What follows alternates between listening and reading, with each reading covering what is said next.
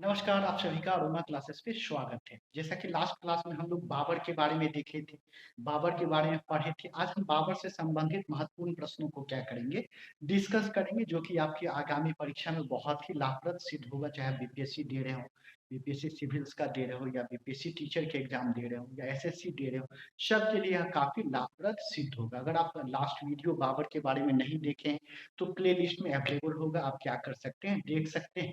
तो आइए हम लोग शुरू करते हैं कि बाबर से कौन-कौन से महत्वपूर्ण प्रश्न पूछे जाते हैं। देखिए, डिस्कशन करने का एक फ़ायदा क्या होता है कि अगर आप खुद से पढ़ते हैं, तो हो सकता है कि बाबर का जो क्वेश्चन दिया है उसका सिर्फ़ आप आंसर याद कर पाएँ। लेकिन जब हम लोग डिस्कस करेंगे तो उससे रिलेटेड और भी कोई प्रश्न बन सकता है, वो भी हम क्या करेंगे, बतला देंगे, ताकि आपका जो टाइम है, समय है, वह क्या हो सके, बच सके और एक टॉपिक का ज़्यादा से ज़्यादा इन्फॉर्मेशन गैदर कर सकें। तो चलिए शुरू करते हैं बाबर के बारे में हम लोग। तो जो पहला प्रश्न है, आप देख रहे हैं कि बाबर के भारत में आने के फलस्वरूप क्या-क्या हुआ है? 4 ऑप्शन दे रहा है। पहला तो दे रहा है कि उपमहाद्वीप में बारूद के उपयोग की शुरुआत हुई। दूसरा है इस क्षेत्र की स्थापत्य कला में मेहराब एवं गुंबद बनने की शुरुआत हुई। और तीसरा है इस क्षेत्र में तैमूरी राजवंश स्थापित हुआ। अब पूछ रहा है कि इसमें से कौन-सा कथन सत्य है? तो देखिए, बारूद का जो प्रयोग है, ऐसा नहीं कि बाबर के आने के बाद भारत में शुरू हुआ है। इससे पहले भी बारूद का प्रयोग किया जा चुका है। बहमनी और विजयनगर साम्राज्य के बीच जब युद्ध हुआ, बहमनी एवं विजयनगर साम्राज्य के बीच जब युद्ध हुआ था 1367 में, तो उसमें पहली बार बारूद का उपयोग किया गया। तो भारतीय उपमहाद्वीप में, इंडियन सब कॉन्टिनेंट में अगर बारूद का कभी उपयोग हुआ, तो वह कब हुआ? बहमनी और विजयनगर साम्राज्य के बीच युद्ध में बारूद का उपयोग किया गया। तो यहाँ पर कह रहा है कि ये तो कथन गलत हो जाएगा, क्योंकि बाबर के आने के बाद तो शुरू नहीं हुआ। दूसरा है कि इस क्षेत्र की स्थापत्य कला में मेहराब और गुंबद की शुरुआत हुई। तो मेहराब और गुंबद जो है, यह इस्लामिक आर्किटेक्चर यानी कि इस्लामी स्थापत्य कला का एक पार्ट है। जब इस्लामी स्थापत्य कला भारत में आया, तो एक फ्यूजन बन के हम लोग इंडो इस्लामिक आर्किटेक्चर यानी कि भारतीय इस्लामी स्थापत्य कला का अध्ययन करते हैं, यह विकास किया। और इसका मुख्य अभिलक्षण क्या रहा? मेहराब और गुंबद का। मेहराब क्या था? आर्क वाला दरवाजा। इस प्रकार से जो दरवाजा बनने लगा, इसमें आर्क जैसा दरवाजा क्या होता था? बनता था, और ऊपर में गुंबद बनाया जाता था। तो मेहराब और गुंबद का जो प्रचलन है, वह दिल्ली सल्तनत से ही क्या हो गया था? आरंभ हो गया था। तो यहाँ कह रहा है कि बाबर के आने के बाद शुरू हुआ, जो कि क्या है? गलत है। यह दिल्ली सल्तनत में ही आरंभ हो गया। तो इसमें कहाँ से आरंभ हुआ है? तो दिल्ली सल्तनत से ही यह आपका आरंभ हुआ। ठीक है। तो तीसरा कथन कह रहा है कि इस क्षेत्र में तैमूरी राजवंश का आरंभ हुआ, स्थापित हुआ। तो हम बताए भी थे कि बाबर खुद को क्या प्रोजेक्ट करता था? तैमूर के वंश का क्या करता था? प्रोजेक्ट करता था। तो ये कथन हमारा क्या है? सही है। तो पहला और दूसरा कथन गलत है और तीसरा कथन सही है। तो इसका आंसर हमारा क्या हो जाएगा? केवल 3 हो जाएगा। अगला प्रश्न है हमारा कि बाबर के साम्राज्य में सम्मिलित कौन-कौन सा क्षेत्र था? तो हम बतलाए थे कि भाई काबुल का क्षेत्र जो है, ये सम्मिलित था 1504 में। काबुल पर यह क्या किया था? कब्जा कर लिया था। पंजाब का क्षेत्र सम्मिलित था। घाघरा के युद्ध के बाद उत्तर प्रदेश, बिहार के कुछ क्षेत्रों पर यह क्या किया है? कब्जा किया। यह 3 क्षेत्र इसके कब्जा में है। भले ही राणा सांगा को पराजित किया है मेवाड़ के युद्ध में, परंतु यह राजस्थान के क्षेत्र पर कब्जा स्थापित नहीं किया। तो यह चौथा क्या है हमारा? गलत है। तो इसका क्या हो जाएगा? केवल 1, 2, 3। बहुत सारे बच्चे कंफ्यूज हो जाते हैं कि बाबर जो है, चूंकि मेवाड़ के शासक राणा सांगा को पराजित किया, तो हो सकता है कि राजस्थान का क्षेत्र भी अपने कब्जा में ले लिया होगा, परंतु ऐसा नहीं है। वह राजस्थान का क्षेत्र, खासकर जो आधुनिक राजस्थान का क्षेत्र है, इसको यह कब्जा नहीं कर पाया था। अगला क्वेश्चन है, निम्न में से कौन सा युद्ध सुमेलित है? तो बड़ा प्रचलित ट्रिक है, आप लोगों को पता भी होगा। पान खा के चला घर, पान खा के चला घर। पान से क्या हो जाएगा? पानीपत का युद्ध। खा से क्या हो जाएगा? खानवा का युद्ध। चौ से क्या हो जाएगा? चंदेरी का युद्ध। और ख से क्या हो जाएगा? आगरा का युद्ध। और क्रम से सजा हुआ है 1526 में आपका क्या है? पानीपत का युद्ध हुआ है। 1527 में आपका खानवा का युद्ध हुआ है, 1528 में चंदेरी का युद्ध हुआ और 1529 में क्या है, घाघरा का युद्ध हुआ। यहाँ कह रहा है कौन सा सुमेलित नहीं है, तो पानीपत का युद्ध 1526 हमारा सही है, खानवा का युद्ध 1527 सही है, घाघरा का युद्ध 1529 सही है, चंदेरी का युद्ध गलत है। अभी देखिए तो चंदेरी का युद्ध यहाँ कितना हो जाएगा, 1528 में क्या हुआ था, चंदेरी का युद्ध हुआ था। बताए थे चंदेरी के युद्ध में फरीद यानी कि शेर शाह सूरी जो है वह बाबर के तरफ से लड़ा था, बाबर की सेना में वह क्या किए थे, लड़े थे। अगला प्रश्न है, खानवा का युद्ध निश्चित ही पानीपत के प्रथम युद्ध की अपेक्षा अधिक निर्णायक और महत्वपूर्ण था। और दूसरा कहना, राजपूत वीर राणा सांगा निश्चय ही इब्राहिम लोदी की अपेक्षा अधिक दुर्जय शत्रु था। इतिहासकार का मानना है कि बाबर को खानवा के युद्ध में ज्यादा कठिनाइयों का सामना करना पड़ा था, क्योंकि राणा सांगा जो है इब्राहिम लोदी की तुलना में काफी मजबूत शासक थे। तो अगर वास्तविक जीत मानी जाए बाबर की, तो खानवा का युद्ध ही क्या किया जा सकता है, वास्तविक जीत माना जा सकता है। ये दोनों कथन हमारा क्या है, सही है। और कारण जो है कथन का स्पष्टीकरण कर रहा है। जैसे आप ब्रिटिश में याद कीजिए, मॉडर्न हिस्ट्री में आते हैं तो याद होगा कि अंग्रेज दो निर्णायक युद्ध लड़ा, एक पलासी का युद्ध लड़ा, दूसरा बक्सर का युद्ध लड़ा। लेकिन इतिहासकार जो हैं वह मुख्य युद्ध किसको मानते हैं, बक्सर के युद्ध को क्या मानते हैं, मेन युद्ध मानते हैं, क्योंकि उसमें अंग्रेज को बड़ा मशक्कत करना पड़ा था। पलासी का युद्ध तो एक क्या था, छल का युद्ध था। तो उसी प्रकार से खानवा का युद्ध जो था ना, इसमें बाबर को बड़ा संघर्ष करना पड़ा राणा सांगा को पराजित करने के लिए। इसलिए इसको क्या कहा जाता है, यह बहुत ही निर्णायक और महत्वपूर्ण क्या रहा है, युद्ध रहा। अगला है, निम्नलिखित में से किस युद्ध में एक पक्ष द्वारा पहली बार तोप का प्रयोग किया गया। तो पता भी होगा कि इब्राहिम लोदी की सेना में 1 लाख सेना थे, फिर भी इब्राहिम लोदी पराजित हो गया। इसका प्रमुख कारण था कि कुशल सैन्य नेतृत्व और बाबर के द्वारा पहली बार तोपों का उपयोग। तो पानीपत के प्रथम युद्ध में बाबर के द्वारा पहली बार तोप का उपयोग भारत में किया गया, जिसके कारण वह 1 लाख सेना पर क्या हो गया, भारी पड़ गया, और यही इससे जीत का क्या रहा, कारण रहा। तो पहली बार तोप का उपयोग जो किया वो कहां पर किया है, पानीपत के प्रथम युद्ध में किया। अगला प्रश्न है हमारा कि किस वर्ष बाबर ने सुल्तान इब्राहिम लोदी को पानीपत के युद्ध में हराया। तो अभी जस्ट बताए थे 1526 में यह क्या किया है, पराजित किया है। पानीपत का प्रथम युद्ध किसके बीच हुआ, तो पता ही होगा, बाबर और इब्राहिम लोदी के बीच क्या हुआ है, पानीपत का प्रथम युद्ध हुआ है। अगला प्रश्न है कि पानीपत के युद्ध में बाबर की जीत का मुख्य कारण क्या है। तो पता भी होगा, हम 2-3 चीज बताए थे, एक तुलगामा विधि बताए थे, एक बताए थे तोपों का उस्मानी विधि बताए थे। ठीक है, तो तुलगामा विधि या तोप का उस्मानी विधि सब क्या है, कुशल सैन्य नेतृत्व के अंतर्गत या सैन्य कुशलता के अंतर्गत आता है। तो यहाँ पे अगर हम कुशल सैन्य कुशलता डाल दे तो यह दोनों को क्या करेगा, सम्मिलित कर लेगा। तो कभी कभी क्वेश्चन में जो आंसर लगाना होता है ना, वह ऑप्शन के अकॉर्डिंग लगाइए। हाँ, अगर यहाँ पर उसकी सैन्य कुशलता नहीं दिया रहता तो हम क्या लगा सकते थे, तुलुगमा प्रथा लगा सकते थे। बहुत सारे प्रश्नों में देखिएगा आंसर इसका क्या रहता है, तुलुगमा प्रथा रहता है। ठीक है, लेकिन यह इसमें चूंकि कुशल सैन्य नेतृत्व दिया है तो कुछ आयोग के द्वारा इसमें कुशल सैन्य नेतृत्व भी लगा दिया गया है, क्योंकि जो तुलगमा विधि है यह भी क्या है, सैन्य नेतृत्व के ही अंतर्गत आता है कि किस प्रकार से हम सेना को सजाएं ताकि हमको जीत हासिल हो। अगर ये ऑप्शन नहीं रहता तो तुलगमा प्रथा लगा सकते थे। अगला है, पानीपत की लड़ाई में बाबर किसको हराया, तो इब्राहिम लोदी को। निम्नलिखित बादशाहों में से किसे कलंदर कहा जाता है। तो कहानी बतलाए भी थे कि पानीपत के प्रथम युद्ध में जीतने के बाद बाबर क्या किया, शाहरुख सिक्का चलाया और काबुली मस्जिद का निर्माण करवाया। काबुली मस्जिद कहाँ पर है, पानीपत में है। लेकिन काबुली इसका नाम क्यों पड़ा, तो इसकी पत्नी का नाम क्या था, काबुली था। और इस जीत की खुशी में यह क्या किया है, ढेरों दान किया, अपने क्षेत्र में जाकर क्या किया, अपनी जनता को बहुत दान किया।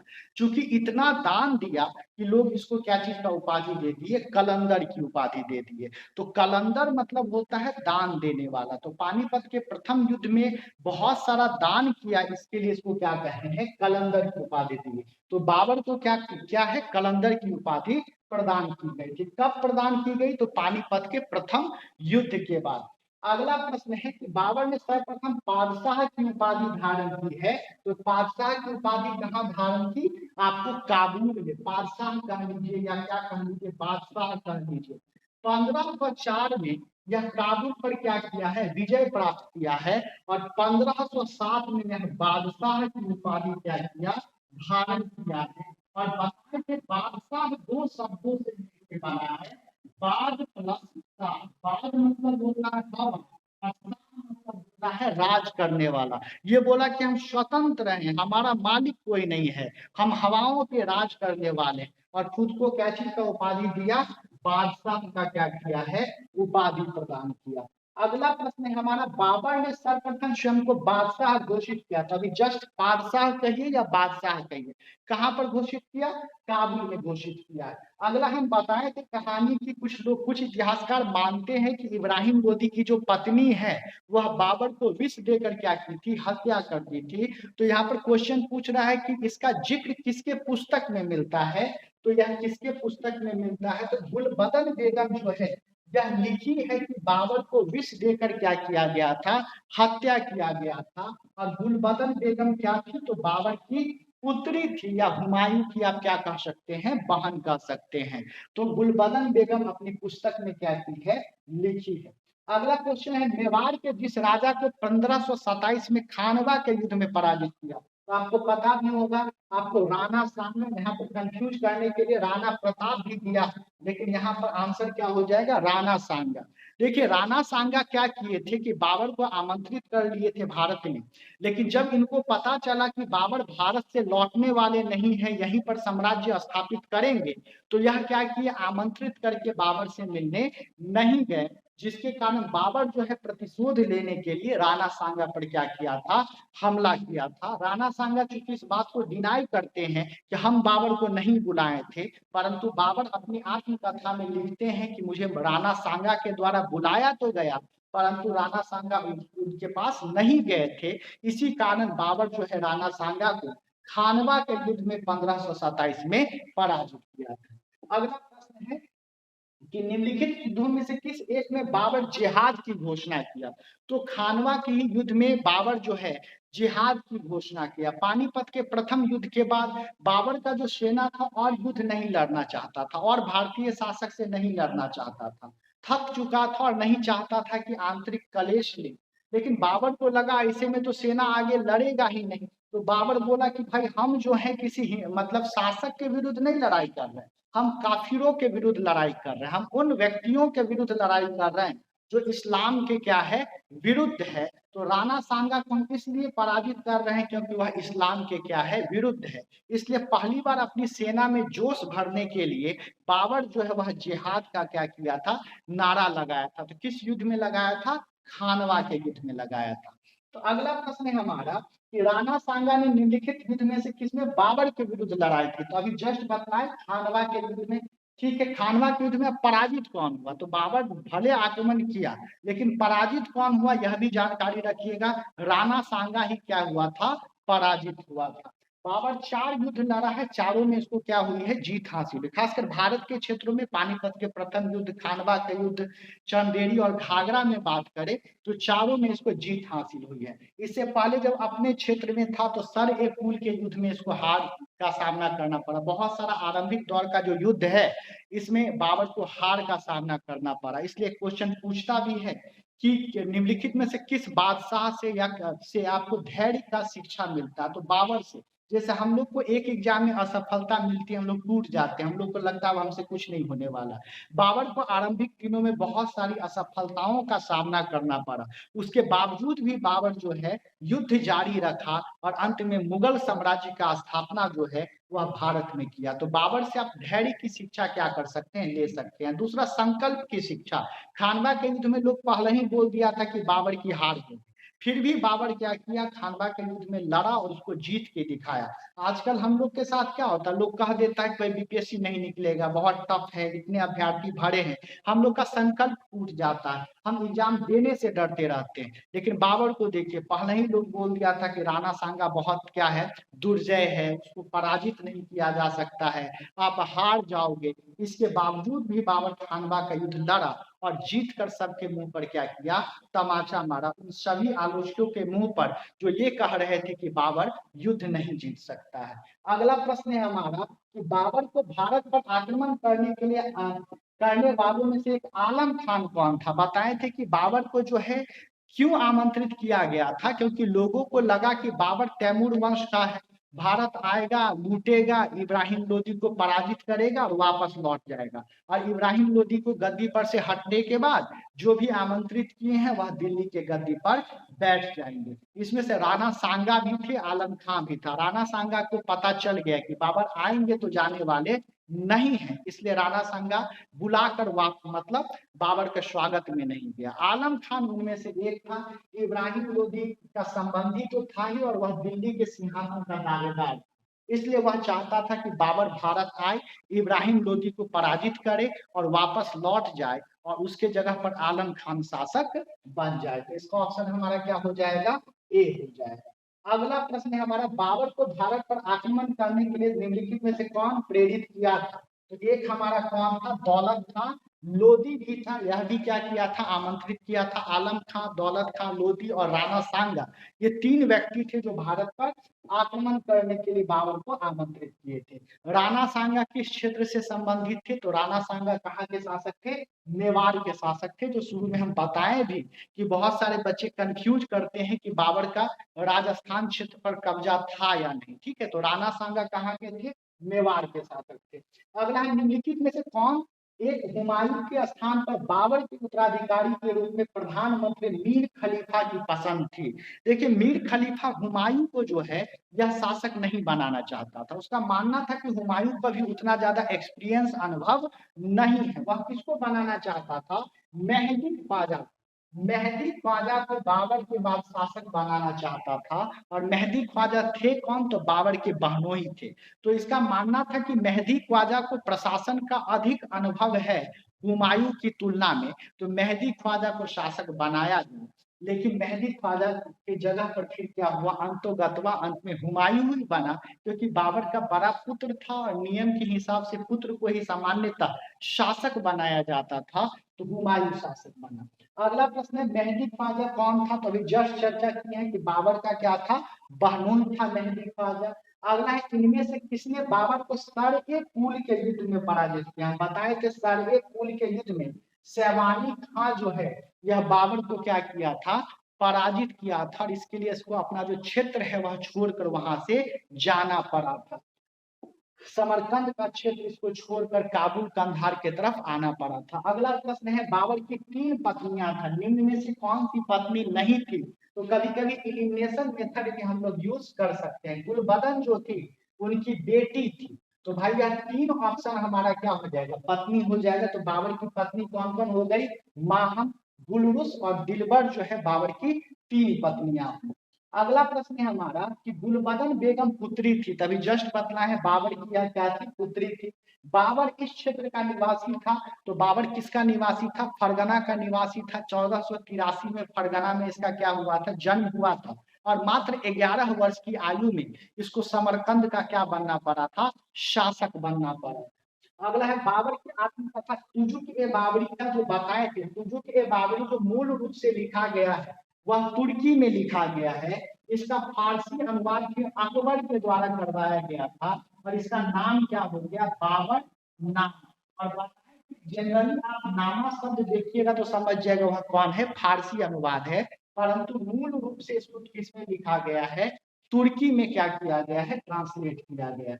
अगला प्रश्न है, मस्जिद जो बाबर द्वारा मुस्लिम कानूनों के नियम का संग्रह, उसको क्या कहते हैं, मुबाइन। तो अगर ऐसे भी क्वेश्चन दे देगा मुबाइन क्या है, तो अपने से यहाँ पर निकाल लीजिए, यह क्या था, मुस्लिम कानूनों का नियम का संग्रह था। तो मुस्लिम लॉ बाबर लागू किया था, उसका जो कंपाइलेशन, इसका जो कलेक्शन था, उसी को क्या कहते थे, मुबाइन के नाम से जानते थे। बाबर सड़क मापने का पैमाना भी शुरू किया, जिसको गज ए बाबरी के नाम से भी जानते हैं। तो ये सब भी याद रखना है। अगला है वह मुगल सम्राट जिसके जीवन से धैर्य और संकल्प से सफलता की शिक्षा मिलती है। तो अभी जस्ट चर्चा किए थे बाबर। धैर्य क्यों? तो आरंभिक दिनों में इतना युद्ध हारने के बावजूद भी डटा रहा। और संकल्प क्यों? तो खानवा के युद्ध में इसको बोल भी दिया गया था कि आप पराजित हो जाइएगा, हार जाइएगा, मत लड़िए, फिर भी यह क्या किया था? लड़ा था। तो धैर्य और संकल्प का शिक्षा आप किससे ले सकते हैं? बाबर से ले सकते हैं, जहीरुद्दीन मोहम्मद बाबर। अगला है निम्नलिखित राजाओं में से किसने सैनिक संगठन में श्रेणी प्रणाली का प्रचलन किया? तो बाबर क्या किया ना, अपने विशाल सेना को छोटे छोटे टुकड़ों में बांट दिया था और एक टुकड़ा में कितना सैनिक रखता था?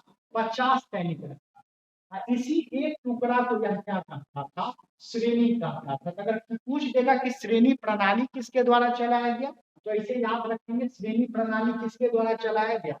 बाबर के द्वारा चलाया गया। या पूछ देगा कि बाबर के द्वारा चलाए गए श्रेणी प्रणाली में एक श्रेणी में कितने सैनिक रहते थे? तो 50 श्रेणी से सैनिक क्या होते थे? मौजूद होते थे। अगला है भारत में बाबर द्वारा प्रशासनिक सुधार न करने के निम्नलिखित कारणों में से कौन सही नहीं? ठीक है, तो पहला जो है यह सही नहीं कि उसके द्वारा काबुल में दिए गए सुधार अलोकप्रिय कर वहां से इसी कारण से विद्रोह का सामना करना पड़ा। यह कथन गलत है। बाद बाकी सही है। सही क्या है कि भाई 4 वर्ष तक ही शासन कर पाया और 4 वर्ष लगातार यह युद्ध ही लड़ा, तो ये प्रशासनिक सुधार क्या कर पाएगा? भाई भारत में 1526 में आया, युद्ध लड़ा, 1527 में युद्ध लड़ा, 28 में लड़ा, 29 में लड़ा और 30 में चला गया। तो भाई इतने कम अवधि में वो प्रशासनिक सुधार क्या ला पाता? इसलिए नहीं लाया। और दूसरा है अपने शासन काल में वह भारत में विजय युद्ध में व्यस्त रहा, वही चीज हम बता। ये दो सही है, तो एक हमारा क्या हो जाएगा? गलत हो जाए। ये भी सेम क्वेश्चन है। तो टोटल हम लोग का यह बाबर से कितना था? आपको 32 प्रश्न था। और इसी तरह से हम एमसीक्यू सीरीज लाते रहेंगे। कल के वीडियो में हुमायूं के बारे में पढ़ाएंगे और हुमायूं से संबंधित वीडियो लाएंगे। अगर आप और भी चाहते हैं कि बेहतरीन एमसीक्यू का प्रैक्टिस करें, तो हमारा अरोमा क्लासेस ऐप भी है, जिसका लिंक हम डिस्क्रिप्शन बॉक्स में दे देंगे। इसमें एमसीक्यू सीरीज स्टार्ट करने जा रहे हैं, जिसमें बीपीएससी टीचर का दे लीजिए, सिविल सर्विसेज, सब के लिए आपको क्या होगा? एमसीक्यू करवाएंगे और काफी बेहतरीन एमसीक्यू का डिस्कशन इसी प्रकार से करवाएंगे। उस कोर्स का टोटल फी मात्र 500 रुपया है। 500 में आप 10,000 से ज्यादा प्रश्नों का आप क्या कर सकते हैं? प्रैक्टिस कर सकते हैं। तो अगर अच्छा लगे तो उसमें जरूर जुड़िएगा, और ये वीडियो अच्छा लगा हो तो अपने दोस्तों के साथ जरूर शेयर कीजिएगा और लाइक करना नहीं भूलिएगा। बहुत बहुत शुक्रिया। थैंक यू सभी।